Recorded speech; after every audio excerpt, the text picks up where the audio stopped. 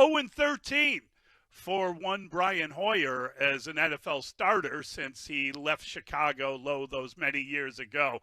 What do you say, fellas? Not every week we get to celebrate a Bears victory, Patrick.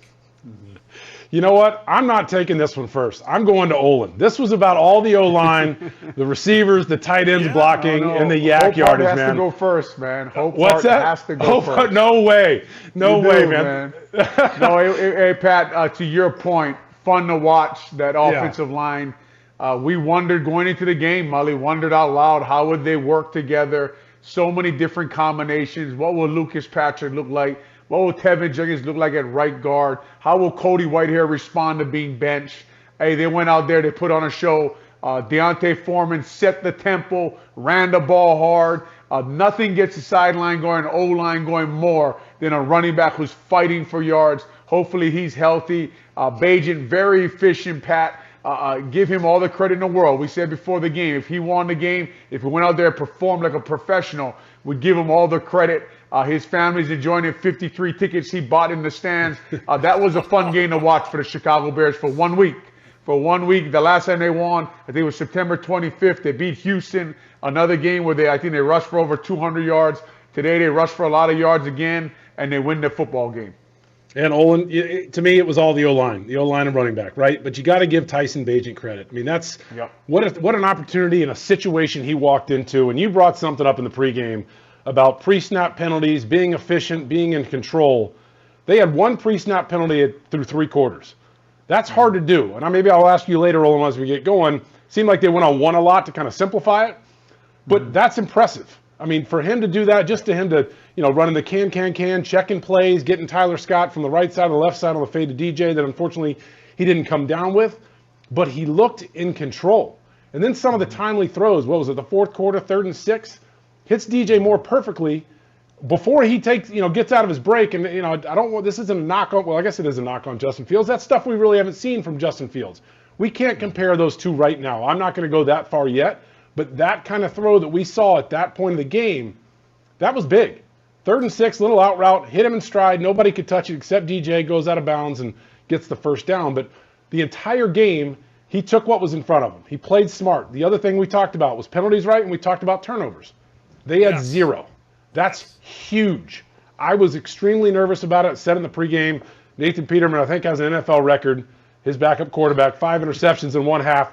Hopefully he said, man, hey, I love your gunslinger mentality, but this thing's real out there. Don't catch the ball on the other side. Be smart. And he looked that way.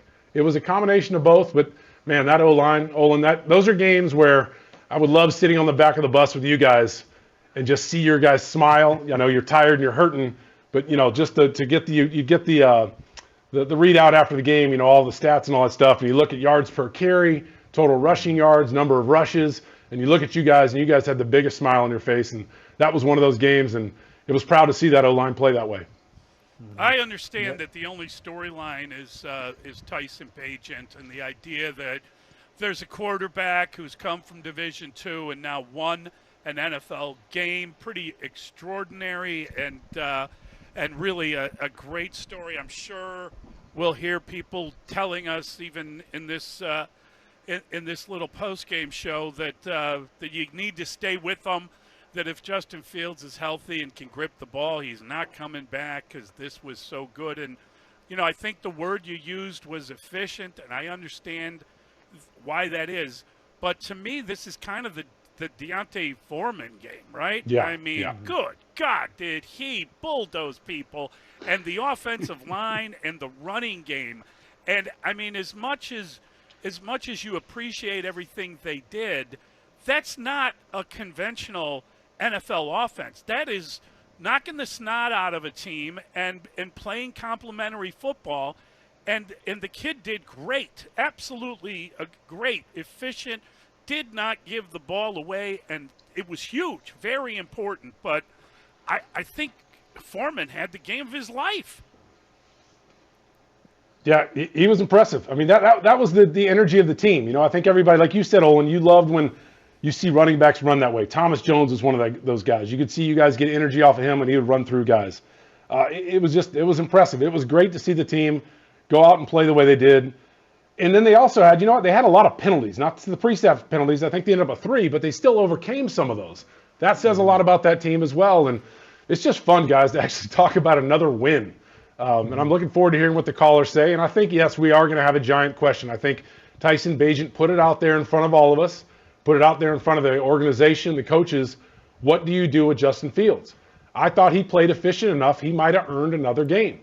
It's just maybe we go back and watch some more tape. There might be more question marks, but he played well enough to, not put 30 points on the game, but the team did, but put enough points on the board to look like an NFL quarterback. I mean, for a young kid to come out there and do what he did. Incredible.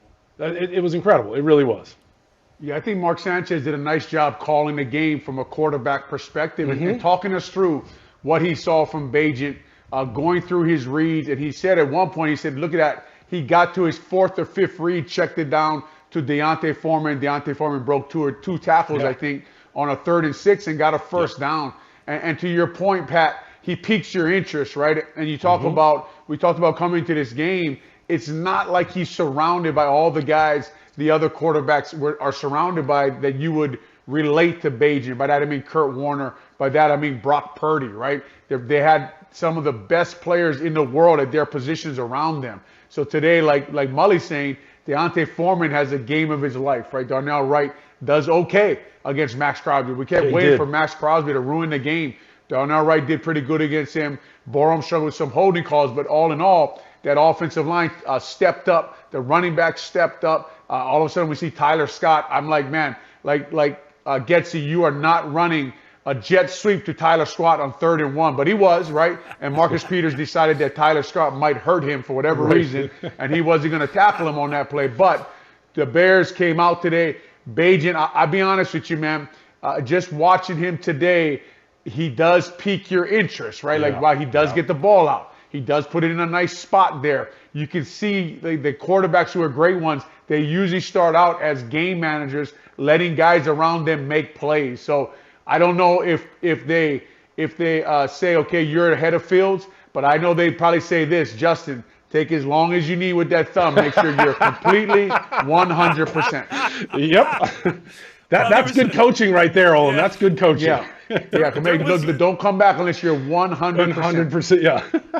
There was an NFL report, I believe yesterday, that he's gripping the ball better and he's getting ready. He could be back next week. And I thought to myself, well, he's probably gripping the hell out of it now after seeing that kid play. Yes, yeah. Nothing better than competition, right? Rob Marinelli told me when I started coaching, if somebody is struggling, send them to the bench. They're the best friends. Have the bench talk to them and have them watch their backup play. They come back more motivated than ever to do things the right way, to do the things that the coaches and the team need them to do. That could have just happened for Chicago Bears, Pat. I don't think there's anything better right now than what's going on there for their quarterback position with a guy like Bagent to play like he did, do the right things, check it down. I'm not saying he played great. He's just very efficient. He was in the pocket. He was dealing. He rolled out. He scrambled for first downs when he needed to. He did do the checks, although he wasn't killing it like Sanchez said, but he was saying can, which means you can run the play that they want to run. Seemed like he knew what to do. He was lining guys up when they were lined up wrong. Just an overall, man, I don't want to go overboard, but just an impressive performance for a young quarterback from where he came from. I joked about hope, right, going into this game, and I was hoping that, they'd win one. But my biggest thing, I was hoping we'd have a darn quarterback controversy. A question, you know what I mean? That you'd put these two guys, say, all right, exactly. Now what do we have? And that's what we have. I mean, it's 1 week. I hope he can play one more week. Everybody, if Justin Fields can be back, I don't know what's going to happen. But for me, I would love to see one more game and then see if he can stack some more games. Because everybody talked about Justin Fields, and we talk about, is he the quarterback of the future? Is he not? We always went back to like the Pittsburgh game, went back to this game or that game. We never went back to a series of games, right? We never did that. And that's one of the big questions I have about Justin Fields. We never went back and said, oh, remember that 4-game set where he played really well and they unfortunately maybe lost because of this or that? We never had that. We would have one game here, a week or two off, and another game. All right, for Tyson Bagent, if he gets another chance to do it and puts together another good game and then maybe another one if Justin stays out, then you've got some real questions that are out there. And maybe you have some answers, which is a good thing for Ryan Poles. I'll tell you what. We talked about this whole idea of the trade deadline closing in and who could go and who will stay. Great game for Jalen as well, right? I mean, if there was any idea that you wanted to move him because he wasn't getting picks, I mean, he got 2 of them in one game. He had a pick 6, and then he had another interception. And I know, it's only one game, but I think it's just a reminder of how good that guy may eventually be and how much you need that kind of player on your team. Never let young guys walk out the door. Well, we talked about going into this game that how impressive that secondary last week was, even though Eddie Jackson was going to miss this game. On film, Pat, they looked like they were close to elite. Like they could be a reason you win the game. And you see Coach Flus leaning on them with man coverage, even leaving Tyreek Stevenson out there one-on-one with Devontae Adams. Devontae Adams argued about getting the ball and then dropped the one in the end zone. Actually, both of them, right? DJ Moore but Marcus Peters makes a good play, but you got to hold on to that ball. But this secondary, Brisker, man, it's trying to remind me, Pat, of the safeties we've seen in this scheme, right? Yes. The Mike Browns, the John Lynch, right? Trying to remind you of guys like that who fly around, who hit people. Gordon always has reminded me a little bit, and I know it's huge praise, of Rondé Barber, the way he runs around there at the nickel back. So this secondary with Tremaine Edmonds, with the interception today, with T.J. Edwards, the way he's playing, include the linebackers in the secondary, in the back 7. A very impressive group right now at the level they're playing at, and give them credit after they lost their defensive coordinator, who expertise is the secondary. They've stepped up their play, and they're playing at a high level right now, and they're probably telling Coach Flus, put the defense on us, man. Send some blitzes. We'll cover these guys. Nice job by them today. I wondered out loud if they could match up with the Raiders' weapons. They sure did. Yeah, and we also talked, too, rewarding your own players. And we talked about the trade deadline, Jalen Johnson being one that would be a big one out there. With his play, if he continues doing what he's doing, if you let that guy walk, that says a lot in your locker room, like about Roquan Smith, letting him walk, or not letting him walk, but trading him, that you need to reward your own. And if he continues to play at this level and be a top corner in the league, he deserves, like he went out there and was doing, get paid, right? He needs his money. And he's a difference maker right now for the Bears. He made up for that, bad 3rd and 18 PI call with 2 interceptions. Yes. I was screaming at the TV, but then he comes back and, that's the life of a corner, right? You're going to scream at him, then you're going to love him more. And he had a heck of a game. It was an unbelievable game for the Bears. Even Justin Jones got a sack. I mean, good God, we haven't seen much of that. That's the first D-line one-on-one win. Wow. But you know what's funny about that play? It's what happened to the Bears last week, right? He ends up on a running back, right? Because you're pressuring in there. You're moving a 5 down. You're confusing a line that, look, they have their center. That center's been there for almost 3 years now, and they're still confused out there who has what. When you can pressure the quarterback, when you have a kind of secondary where they can play man, you can move to, I think they moved to Buddy Ryan's old bear on that play, and they blitz somebody in the A-gap. Which is just, I tell you, for an offensive lineman, and it just sucks because everyone has one-on-one blocks, right? And you got to decide on whether you're going to slide the line, turn the line. I won't bore the listener with all the calls, but a guy came free there because you put the O-line under a lot of pressure on the road in someone else's stadium with the noise to organize their protection scheme, and all of a sudden Justin Jones ends up on a running back coming free. Hey, Mully, I got to say something controversial. Sure. Is it time to start praising Matt Eberflus and his defense the last 3 weeks? I believe so. I think he's done You know what I mean? 15 points a game, Pat. 15 points a game the last 3 weeks. He deserves the credit, man. We ripped on him. I ripped on him, but you got to give the man credit. He took over the defense when he had to, and the improvement, it's seen. And you see it out there, and they're playing hard. And scheme-wise, too, he's adjusted, and I got to give him credit for that. They you know what's should funny stick is with him as the defensive coordinator if they make a move at the end of the year. You know what's funny is at the end of the game they showed a picture of him, and I swear the look on his face was, "You can't kill me." Yeah. Right. Like he was just standing on the end of the sideline, like, "You guys all trying to get rid of me." Another stat. Listen, the Chicago Bears team in the last 3 games, right? Like I think they have 6 takeaways. That's big. That's big for Coach Eberflus' scheme and what they've been doing, and they are playing. And I'm telling you, man, we said this in the pregame show.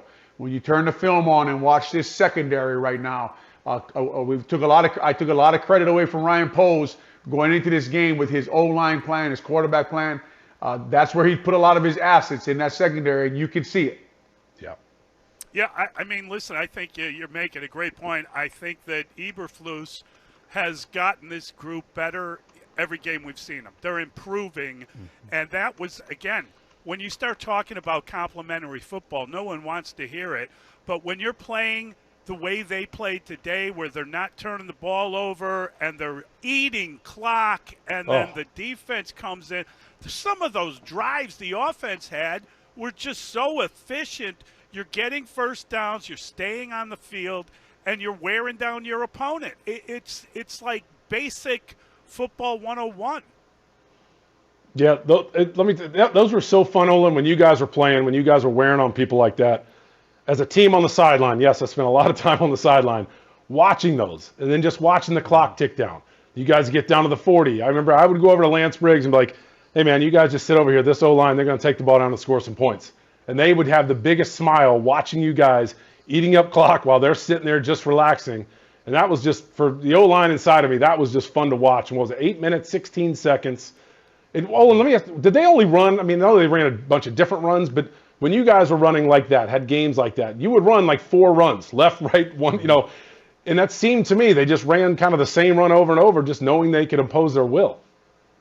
Yeah, it's actually a great point, right? And they lined up guys next to each other, and it looked like it is sometimes 3 first-round picks, whether it be a 38-year-old first-round pick, whether it be 2 young guys in Tevin Jenkins, Darnell Wright, and Mercedes Lewis, but you're a first-round pick for a reason, right? And their athleticism and their size and their talent showed up a lot of times. And Pat, to your point, to Getsy's credit, he attacked the whole field early and made that defense uncomfortable, right? They couldn't just key in on the middle of that offensive line. They had to protect all 53 yards, and that's where guys get confused about the run game when people say, you just got to be able to run and get a yard no matter what. Yes, if you make them defend the whole field, if you make the linebacker read more than one play, that is possible where you just run there for 1 yard. But they're attacking those edges a lot with little tosses, Pat. And credit to like the tackles, Borum, and the tight ends and the receivers. You saw DJ Moore in there a lot today. They were blocking. Guys do like they understood their job. I'm sure last week we talked about that crack play that Mooney, I think, missed the crack. A guy like Tyke Tolbert, you heard Sanchez talking about him, how he's big on details. I bet he took that personal, Pat. It sure looked like that to me. It sure looked like that whole team was blocking today. But like we talked about, we tweeted out, O-line dinner is going to taste really good this week, right? Credit to those fat guys up front, man. Credit to those guys. They went out there, they worked. They took, Cody Whitehair, man. Everyone had him benched. His career was over. He was the worst player in the world. All he did was prepare all week. He went out there today and he played. And now you see why in that building they say a guy like him is a leader. Every day he's making people better because he took all his criticism. You didn't hear from him at all. All he did was work and go back to left guard and do us all a favor, Haugh. Leave him there as long as he's in Haugh.